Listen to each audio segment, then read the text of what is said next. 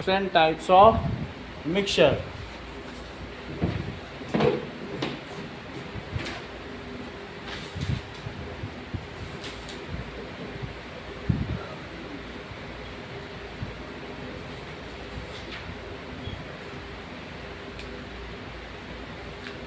कोई भी चीज शॉर्टकट नहीं लिखो। अगर आपको दिया जा रहा है तो ये नहीं लिखो एज इन बुक। जब तुम वो लिख दोगे तो फिर वो प्रॉपर्टीज कोई कैसे रिफर करेगा? क्या बुक खोलेगा बार बार? तो उसके लिए वो लिखना है। बुक में लिखी होती ना, इसलिए मैंने एक जो आइडियल टेबल है वो कहती है भाई उसको बनाए। It should be explicit, not should be implicit. ऐसा ना हो कि कोई भी चीज प्रॉपर ना हो, क्लियरली समझ में आ जाए चेक करने वाले को। नेचर कैसा है बताओ? तीन तरीके के हैं, एक सॉल्यूशन और एक है सस्पेंशन, एक है कोलाइड में लिखा देता हूँ फिर भी। तो पहला क्या है? नेचर कैसा है? नेचर है होमोजीनियस, हेट्रोजीनियस और heterogeneous.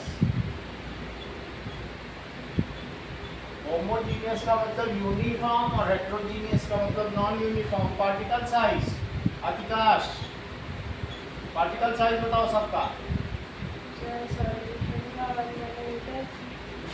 Less than 1 nanometre. less than 1 nanometer, more than 1 nanometer. more than 1000 nanometer. इसका बताओ तेजस, तेजस बोलो। More than 1000, Nanometer. More than 1000 nanometre. और इसका 1 to 1000 नैनोमीटर। अगला देखो, विजिबिलिटी। कौन दिख सकता है? Not visible. ठीक है। अगर ये क्रॉस का भी लोग निशान लगा रहे हैं, इस क्रॉस का क्या मतलब है? क्रॉस से कोई पता थोड़ी चल रहा है। नॉट विजिबल लिखो, विजिबल लिखो। तो विजिबिलिटी नॉट विजिबल, जबकि ये क्या है? visible. Visible with naked eye. और ये भी कैसा है? Not visible with naked eye. अगला देखो,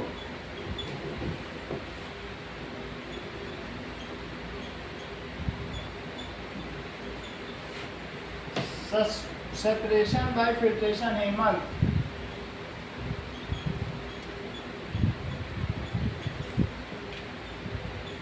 बताइए।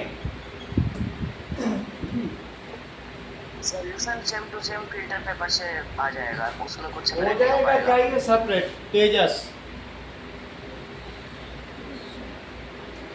बोलो। Can not be separated. Yohan तो बोल रहे हैं can not be separated by filtration. यानी नमक पानी को नमक को पानी से अलग कर लोगे फिल्टर करके। फिल्ट्रेशन से वो नहीं हो पाएगा। फिर और सस्पेंशन में बालू को अलग कर लोगे पानी से। Yes. यस, तो can be separated yes, by normal filtration या नॉर्मल फिल्टर पेपर। जबकि उसको कैसे करोगे? Microfilter. Can be separated bye microfiltration.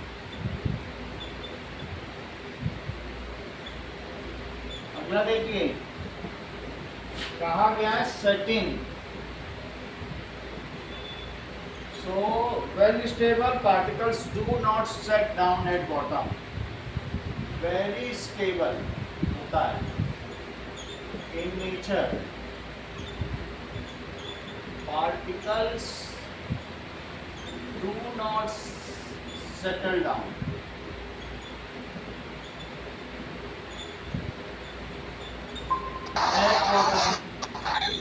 Bottom में वो सेटल डाउन नहीं होते हैं। म्यूट करो, किसका चल रहा है?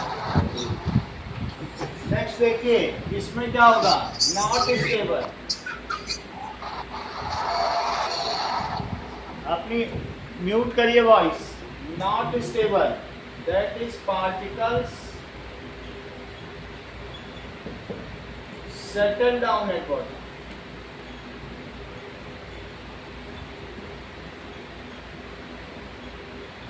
इसमें कोलाइट में सेटल डाउन नहीं होते हैं, फिर हम चेक कर लें वैसे होते नहीं।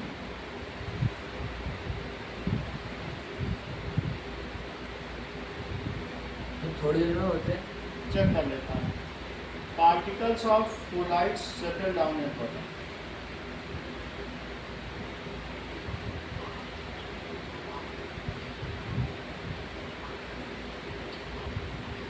वो सस्पेंडेड रहते हैं बट सेटल डाउन नहीं होते हैं, कुछ ना कुछ करना पड़ता है। रिमेन सस्पेंडेड, जैसे मैंने कहा ना चार्ज को न्यूट्रलाइज करो, ऐसे कुछ करना पड़ेगा। रिमेन सस्पेंडेड, लटके रहते हैं, पूरे में रहेंगे but not settle down.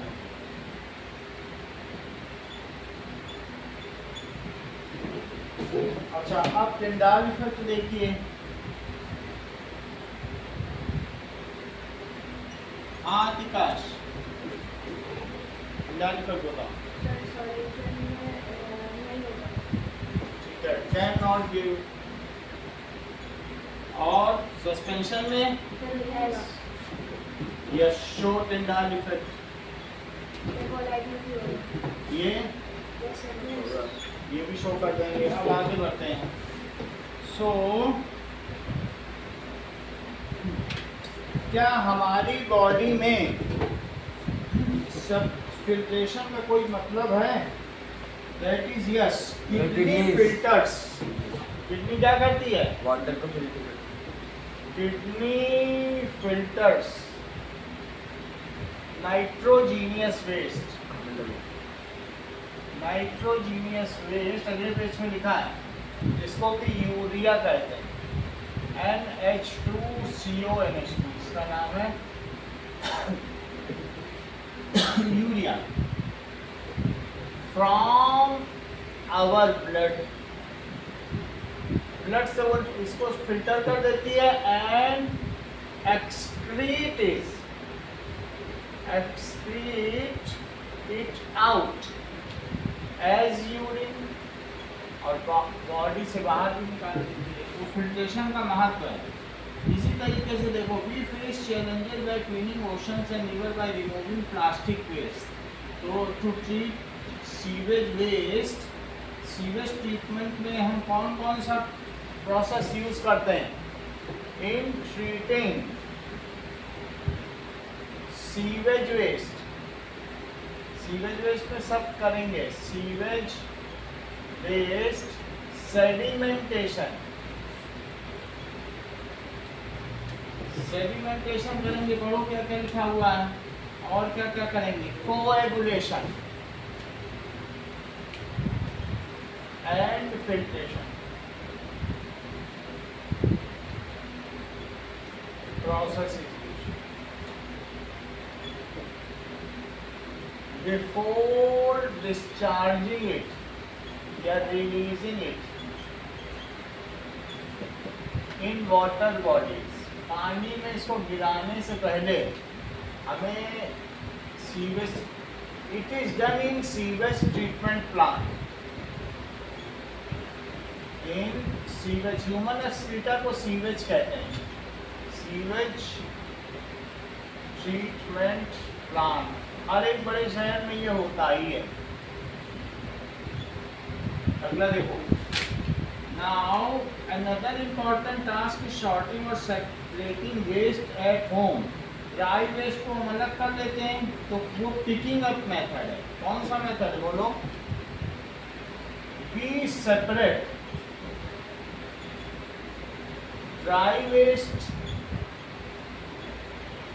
From wet waste. Wet waste का मतलब होता है वेजिटेबल फीड,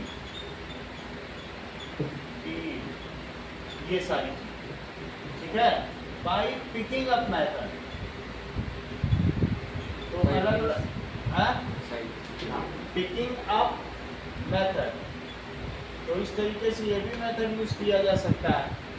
और ये मुझे बताओ कि आयरन को सल्फर से कैसे सेपरेट करोगे, mixture of iron and sulphur, बताइए। by using a magnet. Correct, mixture of iron from sulphur and sulphur can be separated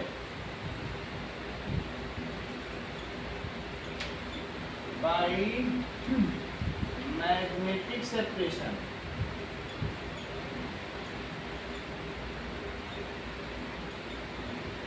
जरा इस चीज को देखो, जो सल्फर होगा वो येलो कलर का होगा, दूसरे में देखिए दूसरे स्लॉट में तीसरे नंबर पर रखा है सल्फर, ऐसा होगा येलो कलर का।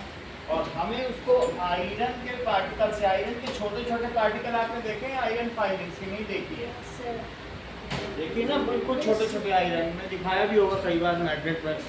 तो हाँ, अब इसमें देखिए ग्रुप में भी भेज दे रहे हैं, आप लोग भी देख लीजिए। तो how will you separate the mixture of sulphur and iron?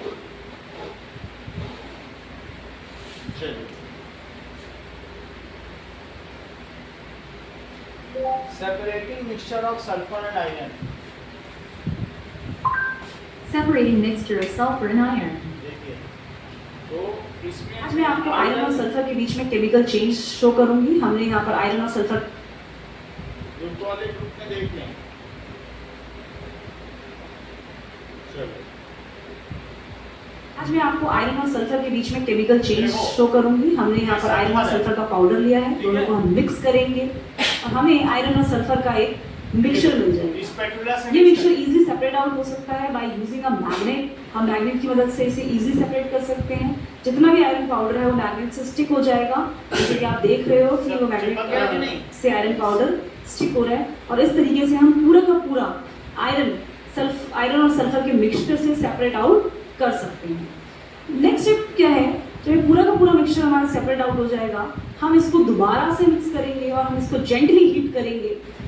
In mixture को जेंटली हीट करेंगे और हीट करने के बाद क्या देखोगे, आपको एक कंपाउंड नजर आएगा ब्लैक कलर का, which is of iron sulphide.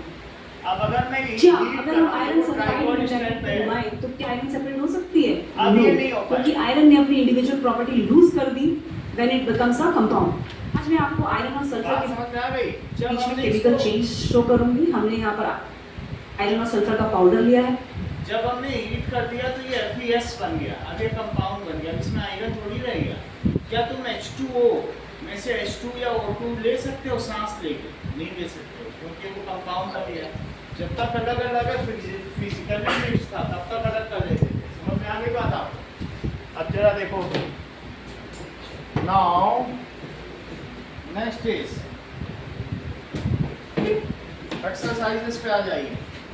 Exercises में रिवाइज, रिफ्लेक्ट एंड डिफाइन पढ़ो कि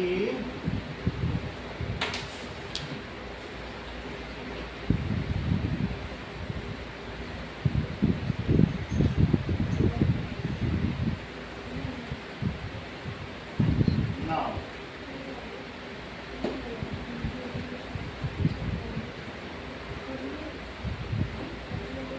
ओके,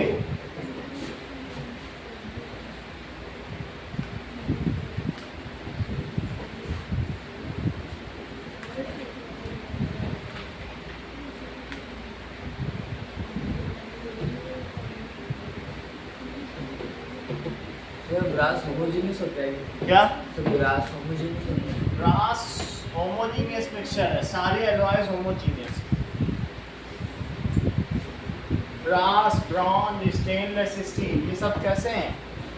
होमोजीनियस मिक्सचर। चलिए, तो पहला देखो, sir fourth option yes, that is revise, reflect and refine। पहले में इन्होंने बता दिया फोर्थ ऑप्शन, जरा चेक करें।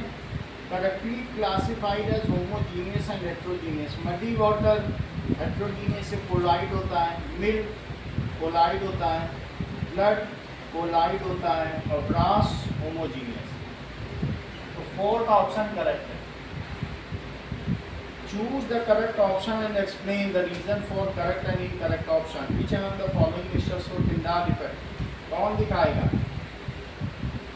Air and dust particles, air and dust particle तो दिखाएगा और कॉपर सल्फेट एंड वाटर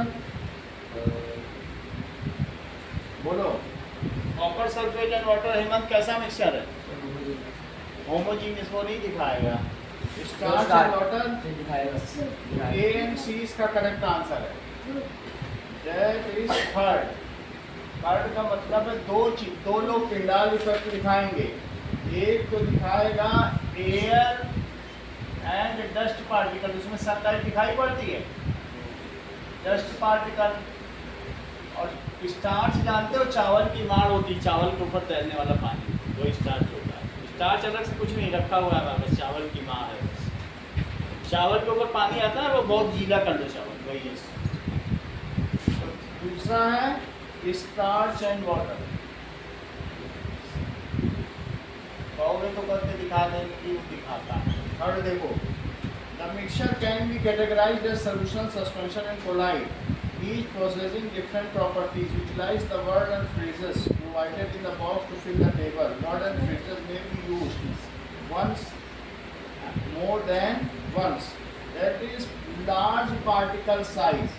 तो इसमें अलग अलग प्रॉपर्टीज बतानी है. Particle remain evenly distributed. तो ये सब कहीं ना कहीं तुम्हें लिखना है. सोल्यूशन, सस्पेंशन, तो जिसमें बताओ उसमें लिखते चले जाए.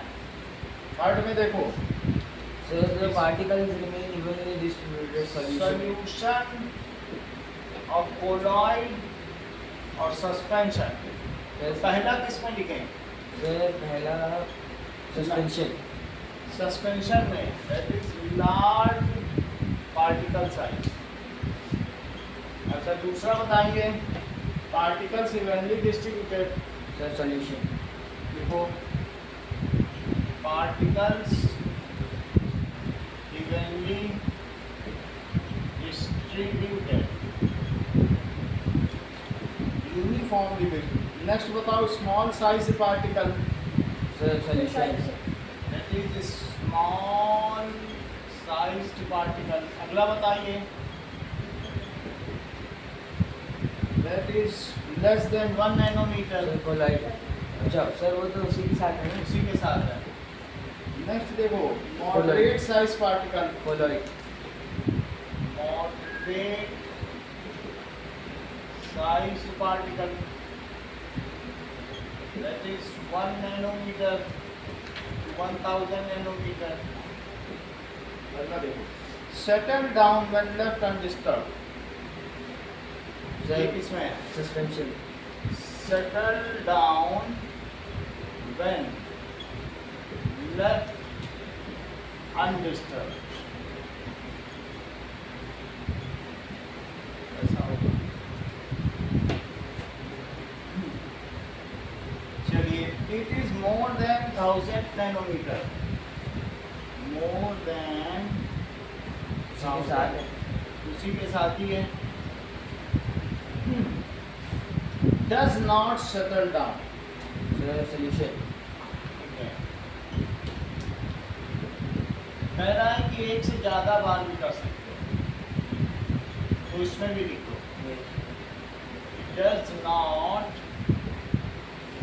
settle down. अगला देखिए, does not ये scatters light. Suspension और colloid होगा. हाँ, scatters light. Scatters light. अगला देखिए, separation by filtration. So solution और colloid. Solution नहीं करना. Sorry, suspension और colloid. सेपरेशन, अब वही सिर्फ लिखना है, separation by filtration.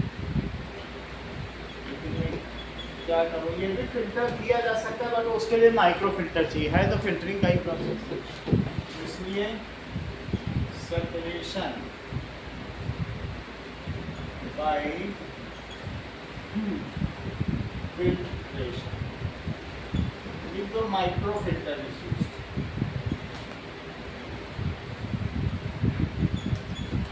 simple filter paper is used.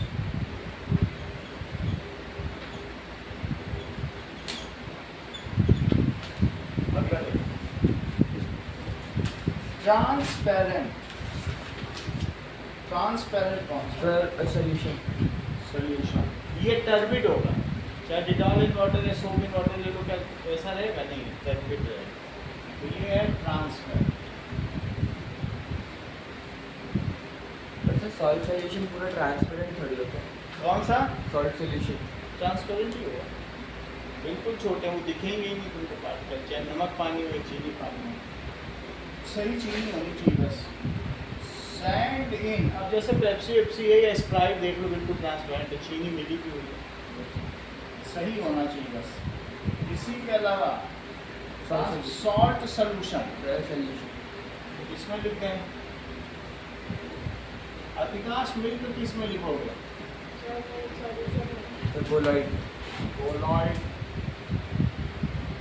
चलो ठीक है। Sand in water, sir suspension sand in water. Smoke, sir colloid smoke colloid ही है, ठीक है। एक बार मैं रेफर कर दूँ, smoke is colloid, indeed a colloid. Smoke को क्या कहा गया है? Smoke is a type of colloid, a solid aerosol, where tiny solid particles like carbon are जब suspended. एयर में सॉलिड्स रहते हैं तो उसको एरोसॉल कहते हैं। अब ये देखो, हेट्रोजीनियस मिक्सचर, सर दोनों सस्पेंशन होते हैं। Heterogeneous mixture, heterogeneous mixture. अगला देखो, can not be separated by filtration. Solution filtration से नहीं सेपरेट किया जा सकता। ये देखो, can not be separated by filtration. और नेक्स्ट देखिए, मड, कोलॉइड मड कोलॉइड है, बटर सर कोलॉइड कोलॉइड, और ब्रास। सॉल्यूशन क्वेश्चन नंबर 4 पढ़ो। Express the concentration of each component. तो solve the following problem solve the following problem solve करना,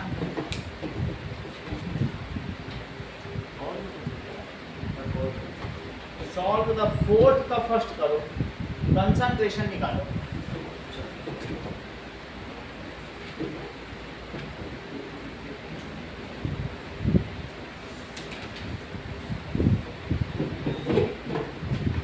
problem निकालो, जैसे मास by mass percentage से निकालते हैं।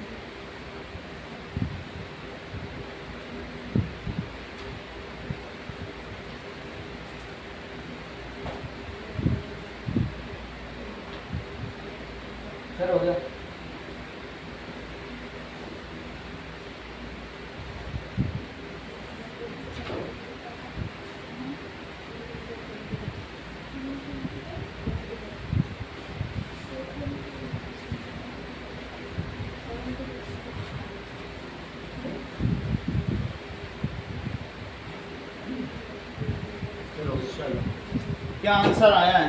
सर जो कंपोनेंट 1 है 15%, कंपोनेंट 2 84% और लास्ट वाला 1%। A cake recipe used dry ingredients 75 gram sugar है, 420 gram all-purpose flour and 5 gram of sodium hydrogen carbonate। तो 75 ग्राम तो इसमें शुगर हो गई और 420 ग्राम फ्लोर है, फ्लोर होगा वही मैदा होगा, और 5 ग्राम प्रिजर्वेटिव। और उस बार तो वो आटा है। फ्लोर है तो फ्लोर दो तो ये व्हीट फ्लोर है, उसका बहुत ही फाइन ले लो तो फिर मैदा हो गया। कॉर्न फ्लोर किसी भी चीज़ का करोगे तो फ्लोर ही है। और 5 ग्राम, लेकिन केक आटे से बनेगा नहीं, केक बनाते हैं मैदे से बना। अब 5 ग्राम सोडियम हाइड्रोजन कार्बोनेट। ऐसा क्यों कर रहे हैं?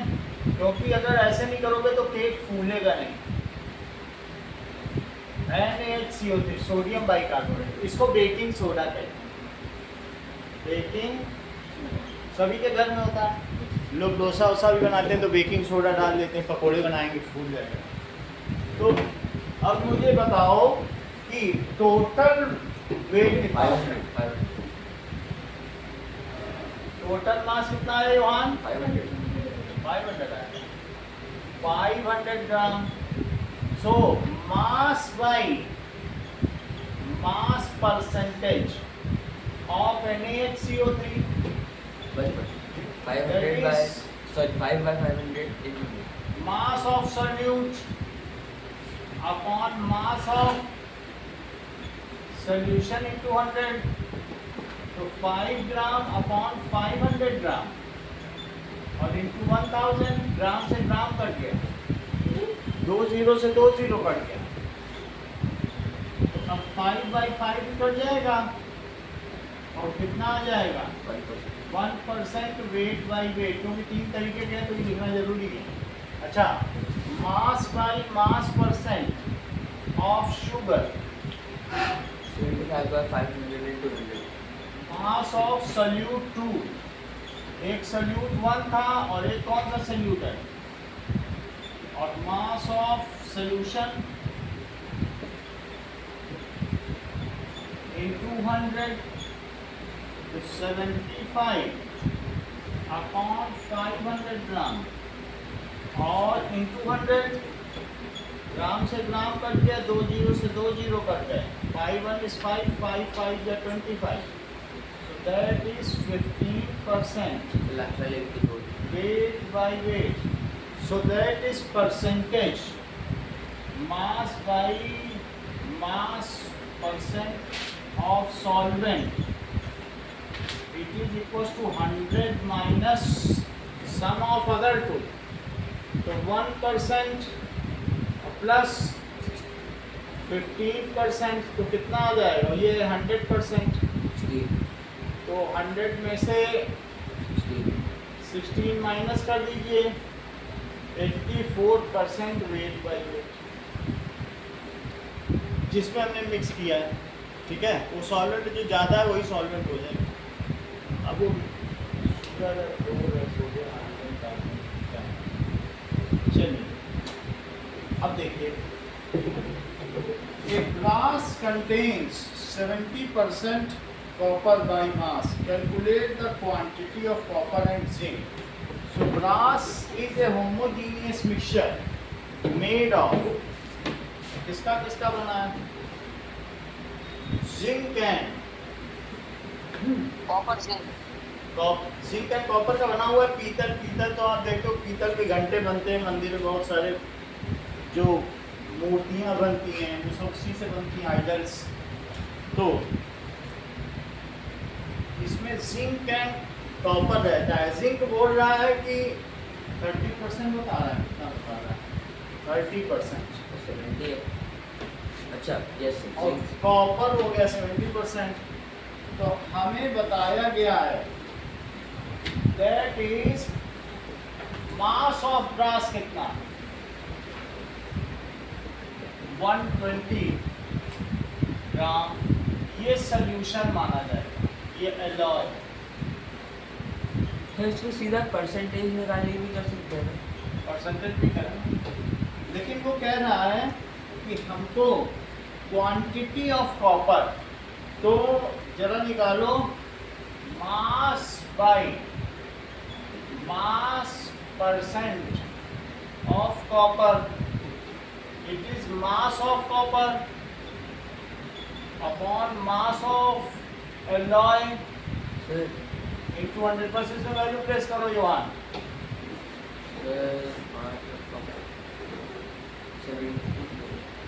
बोलो कहाँ लिखे 70? सर मास ऑफ एलॉय लिख दिया 70 और बोलो सर एक्स एक्स लिख दें या सिर्फ मास of copper he? Upon 120 120 gram into 100, सही है। इसको यहाँ ले जाओ, उसको नीचे ले आओ। सर इसको हम सीधा ऐसे नहीं कर सकते क्या? बस अगर 120 का 70% निकाल दो कुछ नहीं, इसको ऐसा ही करो, तो सेम ही तो आएगा। आ जाएगा। तो निकालना ही क्यों? सर क्योंकि इससे ज़्यादा इजी रहेगा ना। ज़्यादा कुछ नहीं, it is appealing and explicit. ये इधर चला गया, ये नीचे आ गया, वो वहीं गया। सर 84 आएगा, सर ऐसे भी 84 ही आएगा। ऐसे ही करना, यही तरीका ही है। कुछ अलग से 70% मत निकालो। जो फार्मूला है फार्मूले में वैल्यू प्लेस कर दो और जो अननोन है वो निकालो, ठीक है। ऐसे ही करना है, नहीं तो टीचर ही नहीं समझ पाएगा, तो फिर हम लोगों का फ़ायदा क्या होगा करने का। 2 0 से कट गए तो कितना आ गया? 84 ग्राम। तो अगर कॉपर हो गया, हेमंत ये समझ में आ गया क्वेश्चन तुमको भी नहीं आया? आगे सर अच्छा, अगर 84 ग्राम कॉपर हो गया तो मुझे जिंक बताओ कितना हुआ? Mass of zinc, mass of zinc plus mass of copper, sir 36 आएगा। It is equals to mass of alloy. 16 sir 36 तो हमको जिंक का तो पता नहीं है, लेकिन कॉपर तो 84 ग्राम आ गया है। तो मुझे बताइए कि मास ऑफ जिंक आप कैसे निकालोगे? 36 सर 36 120 ग्राम और minus 84 gram, so that is 36 ग्राम। ये चीज आप अगला सवाल देखिए।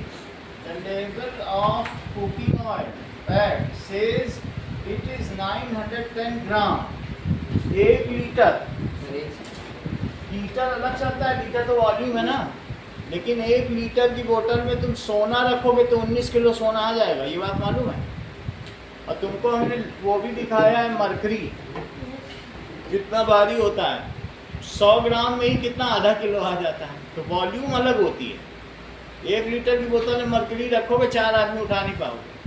और पानी होगा तो 1 लीटर की बोतल में water 1 kg, 1 litre is 1 kg, सही है। और 1 litre water is 13.6 kg mercury. क्योंकि मरकरी की डेंसिटी मैंने पहले बता दी थी ना आपको, डेंसिटी सिखाई है कि नहीं?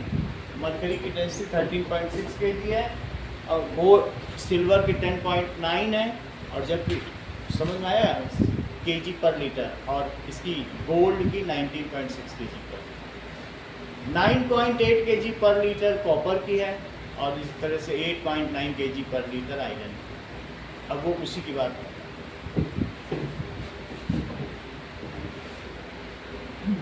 नेक्स्ट क्वेश्चन देखो, क्वेश्चन में कहा गया है कि ऑयल हल्का होता है पानी से, तो क्या वो 1 लीटर में 1 kg रहेगा कि कम रहेगा वजन में?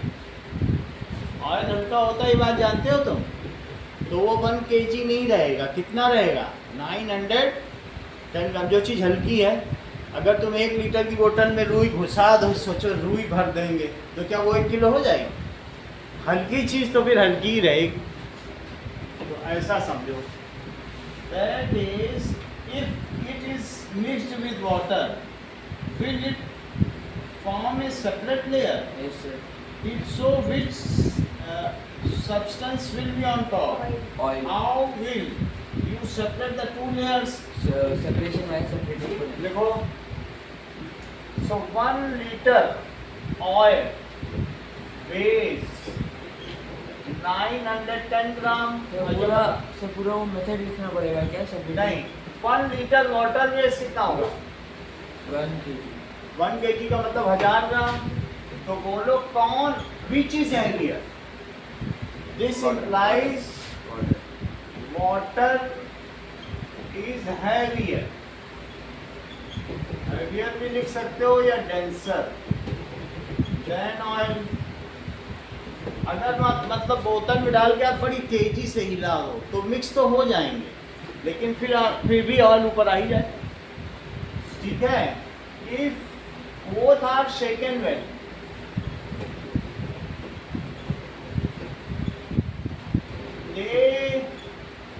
these get mixed, intermixed, but on leaving, इसको छोड़ दो, it distill। ठीक है। इवेंचुअली क्या होगा? Oil will float on top. Oil फिर से टॉप पर आ जाएगा, on top, as it is lighter. We will use a method that is we can separate them using separating। We can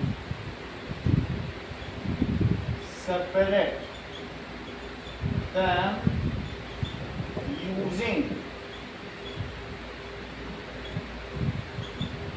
separating funnel। अगला question देखिए। Also draw the diagram। Draw कर दो, draw में क्या है, ऐसे होता है। फिर उसके बाद इसी में एक ऐसे स्टॉप टॉप लगा दो।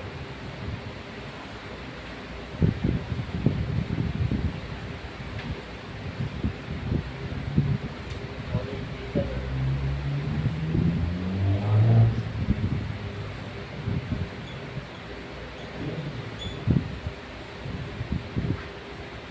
ठीक है। और यहाँ दिखा दीजिए कि अगर ऑयल एंड वाटर का मिक्सचर है तो ऑयल ऊपर फ्लोट करेगा और वाटर ही नीचे जाएगा।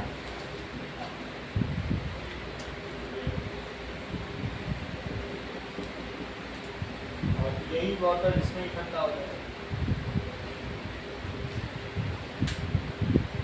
तो लिख लें ऑयल, वाटर।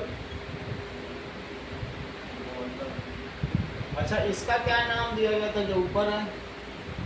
Glass stopper. ये भी तो बुक में लिखा था। अगला देखो।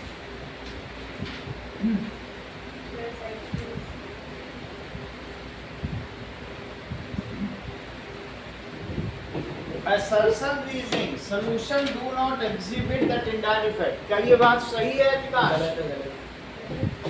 कह रहा है अभी, ये तो कह रहे हैं कि मतलब सोल्यूशन शो कर रहा है, ये तो सही बता रहे हैं। तुम बताओ सही है कि नहीं? अच्छा हाँ हेमंत, क्या ये सही है? Solution do not show Tyndall effect। अच्छा सही, यस सर। हाँ सही है, यानी आपने चौहान की बात का समर्थन कर दिया। नहीं सर, मुझे लगा सारे सही लिखे। ट्रू सोल्यूशन और सोल्यूशन बोला जाए तो तुम ट्रू सोल्यूशन ही समझो। अगला देखो। Reason, the particle of solution are larger than 100 nanometre so they can not discuss. क्या रीजन सही है? सर रीजन सही है, पर रीजन सही है पर उसका रीजन नहीं। मतलब असर्शन सही है बट रीजन नहीं सही।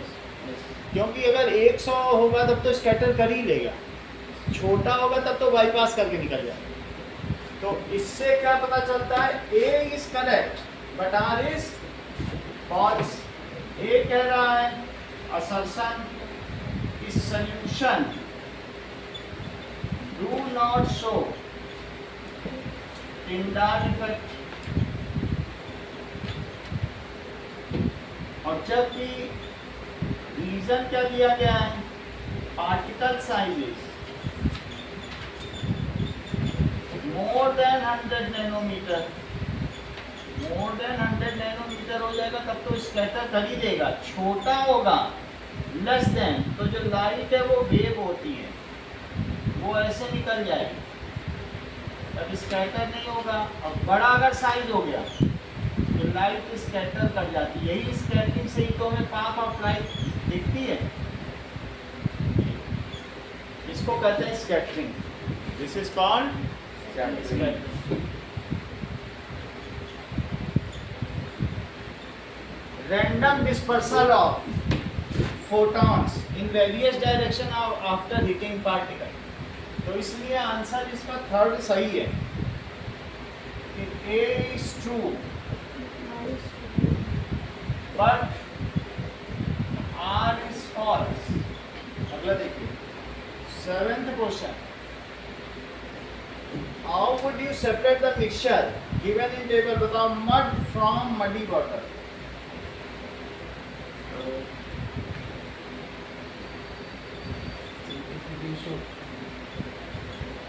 देखो इसमें क्या होगा, मुझे लगता है इसमें लोडिंग भी करनी पड़ेगी।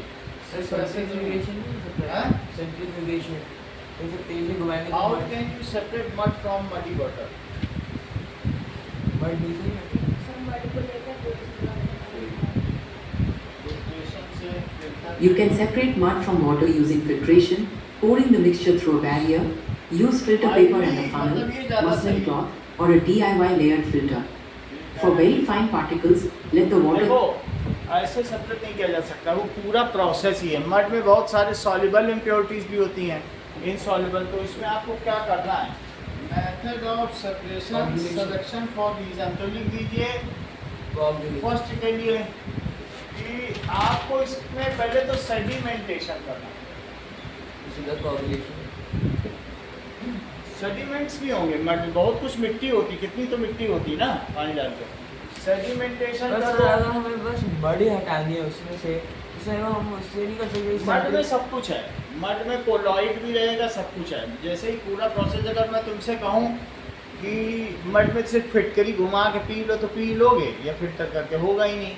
तो पहले, और इतना सारा अगर तुम्हारे पास सेडिमेंट्स है तो पूरा फिल्टर पेपर में मिट्टी मिट्टी आ जाएगी, कितने फिल्टर पेपर लगाओगे।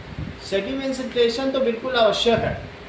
मड तो तुम जानते हो कीचड़ होता है जिसमें आदमी दलदल धंस जाता है, उसमें आप समझो 40% मिट्टी है। सेडिमेंटेशन से तुम्हारी 38% मिट्टी हट जाएगी।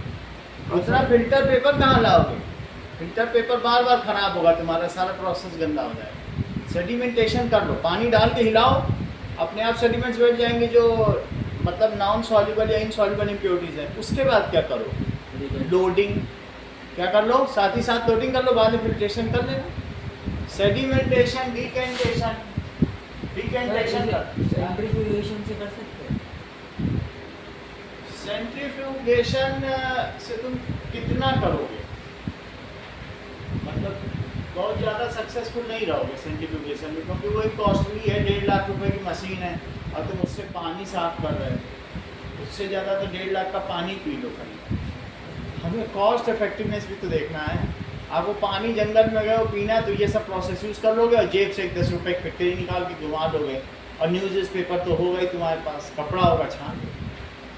सेडिमेंटेशन कर लिया, पीने के लिए तो चाहिए तुमको पानी, कहाँ मशीन लेके जंगल में तुम सोचोगे कि वहाँ कैंपिंग कर देते। सेडिमेंटेशन कर लोगे, डिकेंटेशन कर लोगे, बर्तन तो होंगे 1-2 बर्तन तो तुम्हारे पास होंगे, अब फिर कपड़े से छान लो।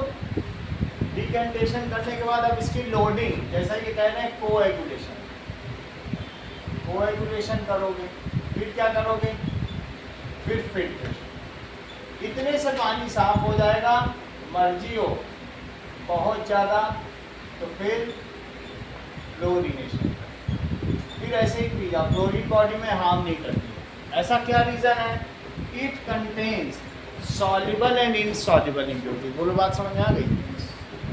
It contains soluble and insoluble, दोनों को ही हटाना जरूरी है।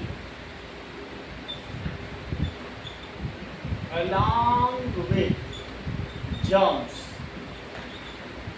ये प्रोसेस तो पूरा ऐसे ही करेगा। प्लाज्मा फ्रॉम अदर कंपोनेंट, अधिकांश centrifugation. Plasma from other components of blood. So as plasma is lighter, it will Yes. float above and the other blood components will settle. Yes वो एक्सिस से दूर चले जाएंगे, आरबीसी एक्सिस से दूर चला जाएगा, प्लेटलेट भी एक्सिस से दूर चले जाएगा, डब्ल्यूबीसी भी। चलो, that is the centrifugation. Plasma it is colloid, तो प्लाज्मा क्या है? Is lighter, so it get collected near axis, near जो घूम रहा है उसके पास आ जाएगा। जैसे कभी क्रीम को देखिए व्हिपिंग करते हुए, क्रीम एक्सिस के पास आ जाती है, व्हिप। अगर आप दूध को व्हिप कर लो, नेफ्थलीन एंड सैंड, तो नेफ्थलीन क्या लिक्विड होता है या फिर सॉलिड? सप्लीमेंट होता है। सप्लीमेंट तो जानते हो ना, जो वॉशरूम में गोलियां पड़ी होती हैं सिंक में, तो सप्लीमेंट हो जाती हैं, ऐसे ही उड़ जाती कुछ दिनों में। Sublimation. Sublimation, naphthalene can sublimate.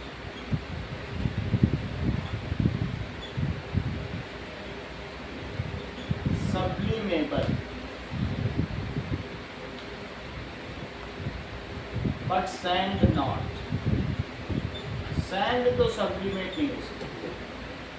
अच्छा, chalk powder and common salt, मेरे भी सब्लिमेशन क्या चीज सप्लीमेंट करोगे इसमें? Common salt. कॉमन सॉल्ट उड़ जाएगा क्या? कॉमन सॉल्ट को तो तुमने NH4Cl के साथ सप्लीमेंट किया था, तो कॉमन सॉल्ट चाइना जिसमें रह गया था। फिर डिस्टिलेशन नहीं।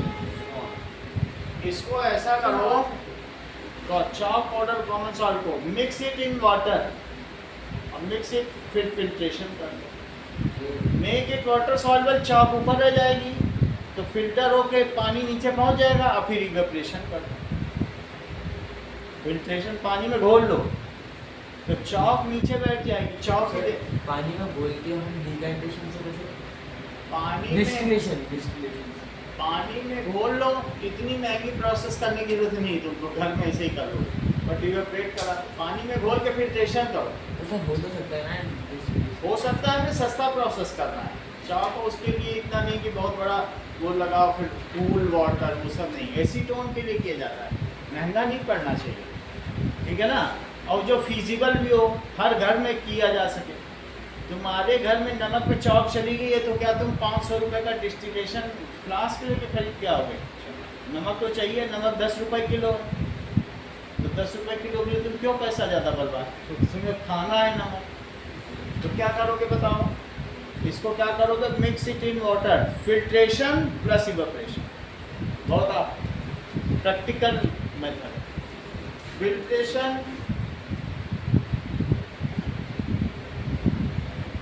Plus evaporation. मान लीजिए तुमने टप टप टप टप करके पानी गिरा लिया, उस पानी का करोगे क्या? उससे अच्छा नल से पी लो। उस पानी के लिए इतना करना है कि मुझे पानी मिल जाए। अरे तुमको नमक चाहिए और तुम पानी के चक्कर में पड़ोगे, है ना?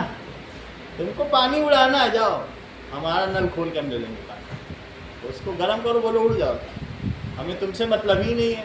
2 रुपए का तुम्हारी औकात नहीं पानी की, तुमको टप टप टप टप गिराएंगे और बड़ा बर्फ डाल के पानी का करोगे क्या? सही है? तो mix it in water. Chalk can be filtered, chalk का साइज बड़ा होता है, सो mix it in water. Chalk can be filtered out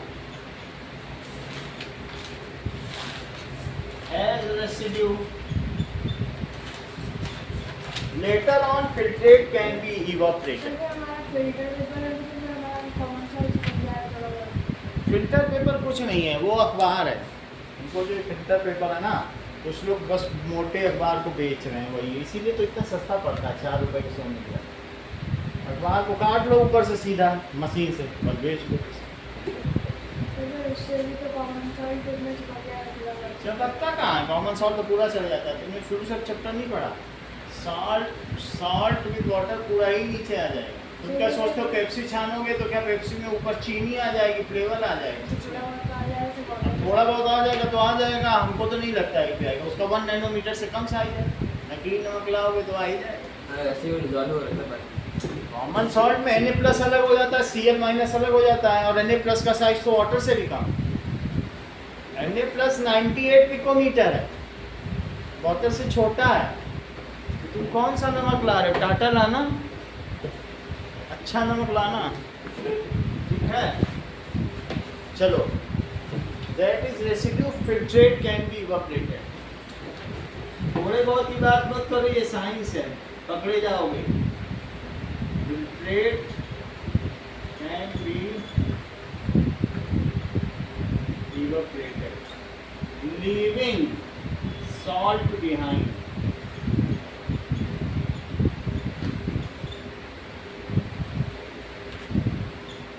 अगला देखिए, चौक अलग हो गई। कॉमन सॉल्ट एंड वाटर है ना, सही है। गुजरात में यही प्रक्रिया होती है, वलसाड में। पूरे देश का 80% नमक वहीं से आता है। और इवैपोरेशन में भी ऐसे नहीं कराते हैं, सनलाइट में कराते हैं। पानी हो जाता है, देखा है कि नहीं? हमने देखा वाइपर से कैसे खींच रहे थे। इवैपोरेशन में water evaporates leaving salt behind. Water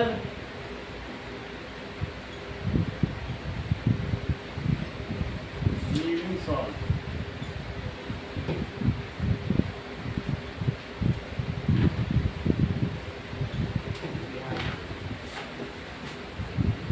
Oil from water. by separating them. सही है। Because oil is immiscible and lighter than water. तो इसलिए क्या करेंगे? जो चीज अघुलनशील है तो सेपरेटिंग फनल से करो।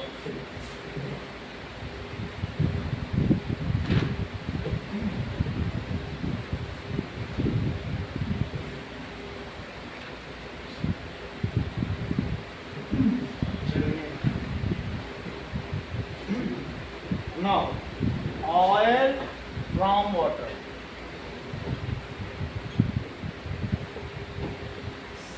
Using separating funnel.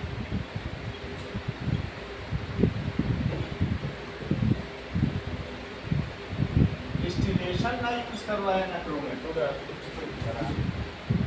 Oil is immiscible in water and floats on top.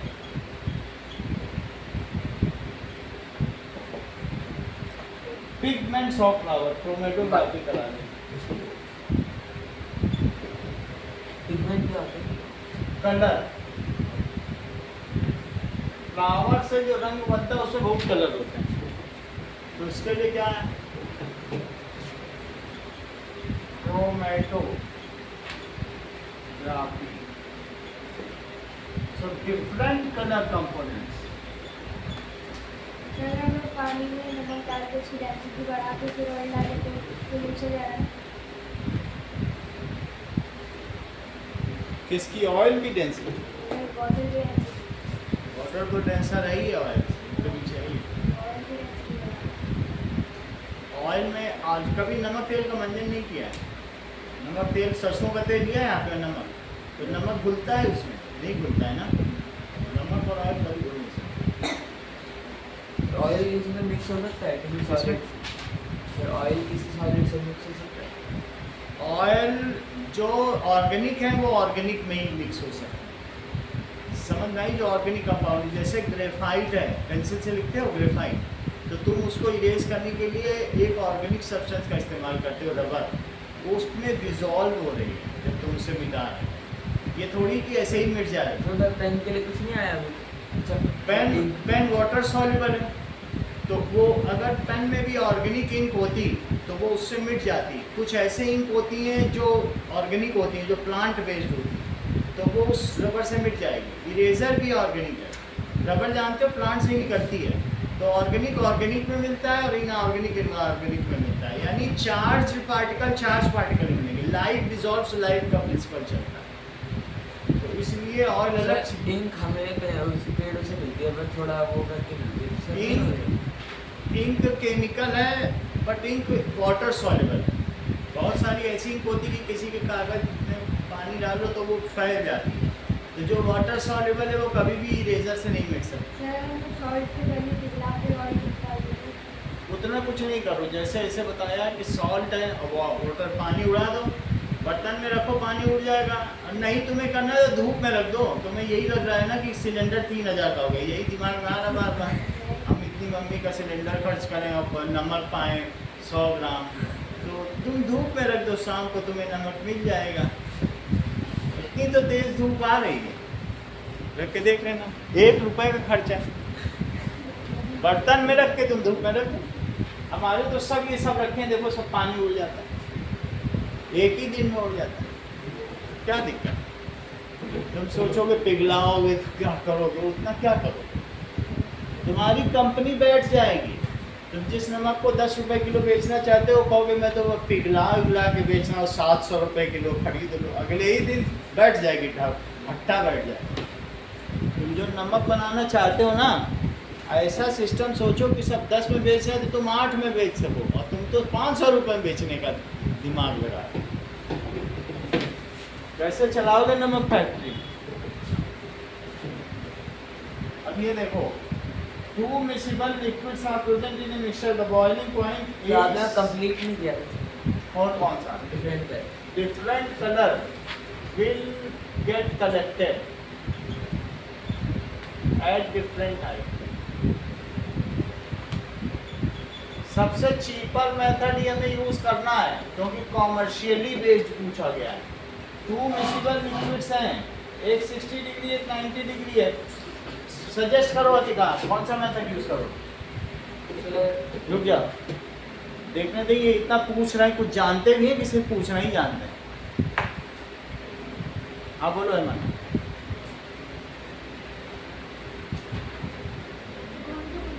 कौन सा 9th क्वेश्चन है, कौन सा मेथड यूज करो? ए बोलो, अभी पूछ रहे देखें इनका भी क्या रहा है। बोलो जल्दी बोलो। डिस्टिलेशन, क्योंकि 25 डिग्री से ऊपर है। यस। अब वो अधिकांश जानता ही नहीं चीज़ों को, तो इसीलिए इधर उधर की बात कर रहा है। देखो वो बेसिक चीज़ नहीं बता पाया कि 60 और 90 डिग्री कौन सा मेथड यूज करना। So as boiling point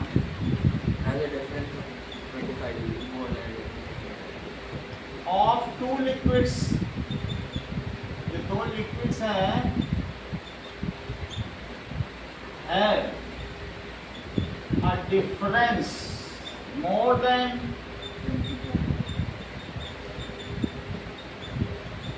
25 degrees Celsius.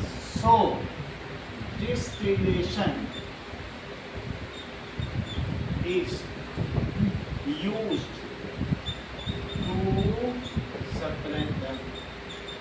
ना इससे छुट्टी में क्लासें अटेंड की तो ये कैसे होगा जब इंटरेस्ट ही नहीं लेगा, तेज होगा।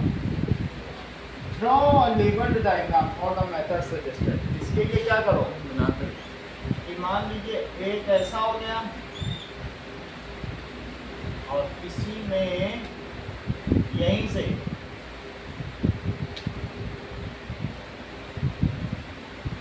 कंडेंसर लगा दीजिए और कंडेंसर के आगे एक ऐसे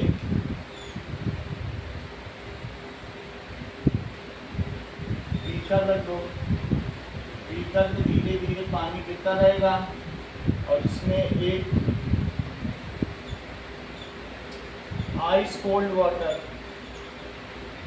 और दूसरी तरफ क्या करोगे? Normal water. जबकि इस कंडेंसर में इसके अंदर से यहाँ तक ये सब वाटर है, बीच में इसकी स्टीम आ जाएगी जो इसमें से आएगी। अच्छा, इसको मैंने किसके ऊपर रखा है? ट्राइपॉड स्टैंड पर, और इसको गर्म किससे किया है? जंक्शन बर्नर से कर लेना या स्प्रिट लैंप से, ऐसे। बाकी इसे होल्ड करा लेना टेस्ट ट्यूब से, और एक इसमें वो भी डाल देना, थर्मोमीटर जरूरी है, नहीं तो ज़्यादा गर्म करोगे तो अच्छा नहीं। अच्छा, किसमें सोल्यूशन ए रहेगा, किसमें बी, ये भी तो बताना पड़ेगा। यहाँ कौन सी sir?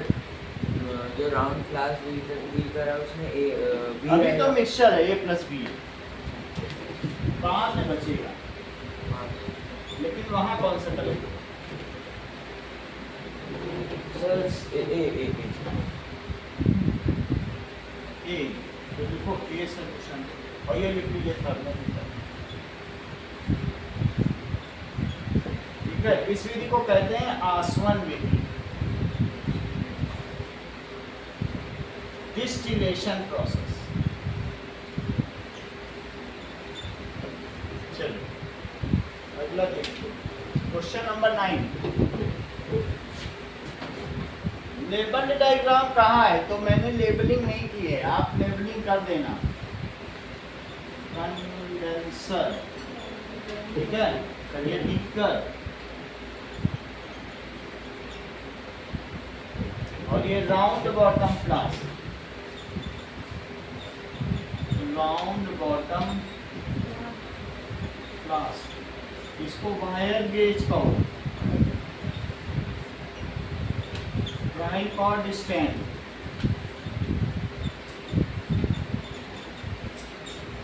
Test tube holder, test tube holder, stand है,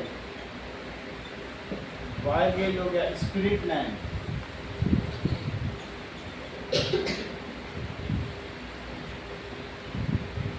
ये सारे। अब देखिए,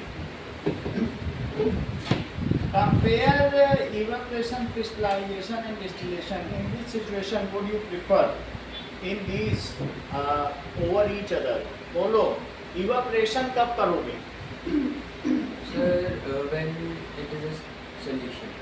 Yes, evaporation तब करोगे when the liquid getting evaporated is cheaper and it is no more needed. पानी, जैसे पानी हो तो कर लोगे, और अगर तेल होगा या और होगा, पेट्रोल होगा, तब तो डिस्टिलेशन करना पड़ेगा, वो महंगा है, 100 रुपए का। ये नहीं कहोगे कि पेट्रोल तुम हो जाओ नमक लेंगे, अरे नमक लेके क्या करोगे? सर इतने का पेट्रोल है। मान लो तुम्हारे पास 110 रुपए का पेट्रोल है और उसमें नमक 2 रुपए का पड़ा है, तो क्या तुम 2 रुपए के नमक के लिए पेट्रोल उड़ा दोगे? सर वैसे पेट्रोल नमक से मिसिबल नहीं। हाँ जैसे चलो, तो फिर भी लिख दो, मेथड लिखो 9th में, evaporation is used if solute is solid and it is mixed in water, तब इवापोरेशन यूज करोगे, क्योंकि वाटर ऐसा नहीं कि बहुत प्रेशस है, तो इवापोरेशन यूज कर लोगे। दूसरा मेथड देखो, दूसरा कौन सा था? क्रिस्टलाइजेशन कब यूज करोगे? when we have to make crystal and we have to separate the impurities. Yes, crystallization use किया जाएगा if salt has any salt has impurities with other salt. Crystallization is used if a salt, for example CuSO4, copper sulfate, contains impurities of other जो use करोगे। और तीसरा कहा है distillation. So we have to preserve the Yes. If there is foreign two miscible liquids having difference in boiling point, 25 degree. एक उसमें solid liquid था, इसमें दोनों सॉलिड हैं और इसमें लिक्विड इन लिक्विड। बोल बात समझ आई? यूज्ड इफ, ठीक है, mixture of two liquids have difference in boiling point more than, कितना होगा बोलो अधिकांश 25। थोड़ा डिले करते हो बोलने में, पहले हेमंत ने बोल दिया। Blood is example of colloidal solution. What would happen if blood behave like a true suspension inside the body? अगर वो सस्पेंशन की तरह बिहेव करता, so in a blood sample identify the dispersed phase and dispersing medium, इसको देखना पड़ेगा। Sir ये disperse phase तो प्लाज्मा हो जाएगा हाँ, और डिस्पर्स मीडियम जो नीचे बचेगा। इसको देख लेते हैं थोड़ा सा क्या सर, है। और अगर ट्रू सस्पेंशन होता तो सर बहुत बड़े पार्टिकल होते।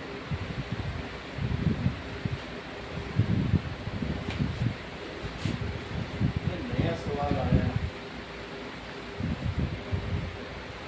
तो गूगल सर्च में क्रॉप तो वरना वो सारे क्वेश्चंस का आंसर बताएगा। अच्छा ये भी है।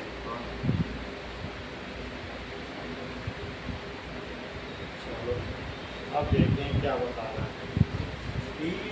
हाउ इट कैन बी,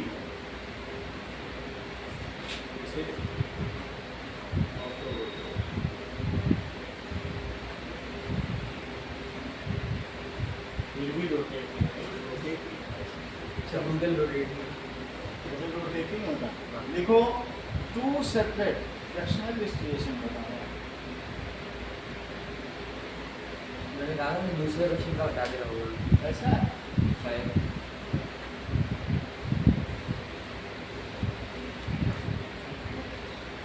हाँ कंफ्यूज है। देखें सर ऊपर जाना पड़ेगा, हाँ? ऊपर जाना पड़ेगा क्वेश्चन टाइप के लिए। ये if blood behaves as a true suspension, देखो तो क्या होगा बताओ। Blood cell would eventually settle down at bottom of blood vessel due to gravity. So this will block blood flow. अगर सस्पेंशन होगा तो नीचे बैठ जाता है। If blood behaves as true suspension,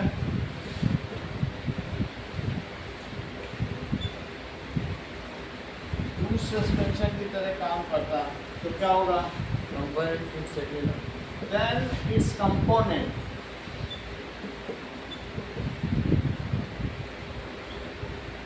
get settled down। हमारे बॉडी में arteries और वेन है, एक में ऑक्सीजनेटेड ब्लड जाता है, एक में डीऑक्सीजनेटेड। समझ आया? पूरी बॉडी में ब्लड वेसल्स हैं। get settled down in blood vessels। और अगर ब्लड वेसल में जम जाए, जैसे नाली में कचरा नहीं जम जाता बार बार, तो नाली ब्लॉक हो जाती है। सो ब्लॉकिंग ब्लड वेसल, तो फिर क्या होगा? ब्लड वेसल भी ब्लॉक हो जाएंगे। सो इट में कॉज हार्ट अटैक। इट में ब्लॉक ही हो जाएंगी तो हार्ट क्या काम कर पाएगा?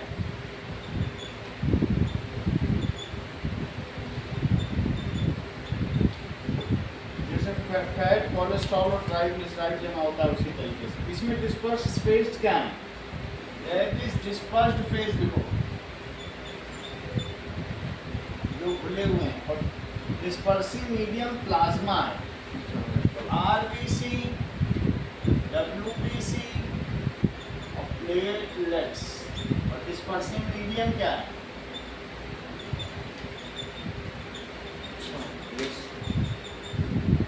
प्लाज्मा। प्लाज्मा खुद 90% वाटर का बना होता है।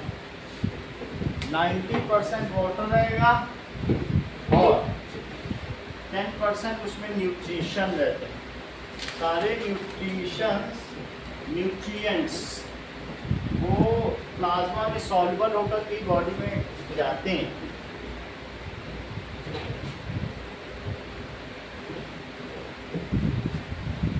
क्रैश टेस्ट है। हाँ टेस्ट होगा।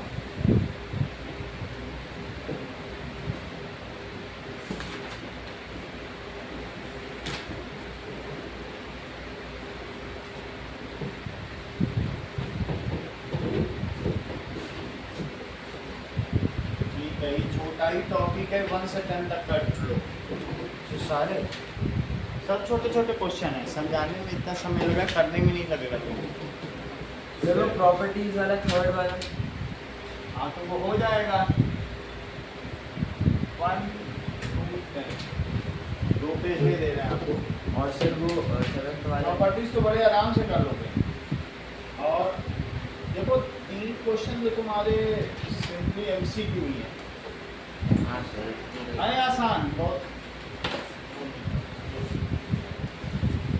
अभी कौन सा तुमको स्कूल जाना है, तैयारी हो जाएगी तुम्हारे चैप्टर की, और हम चेक कर देंगे, इसको रिवाइज हो जाएगा।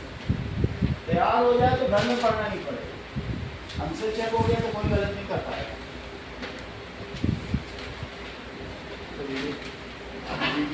Okay, thank you Pratyush. Saumya, Saumya नहीं है, और कौन है? Tejas and Adrit, thank you.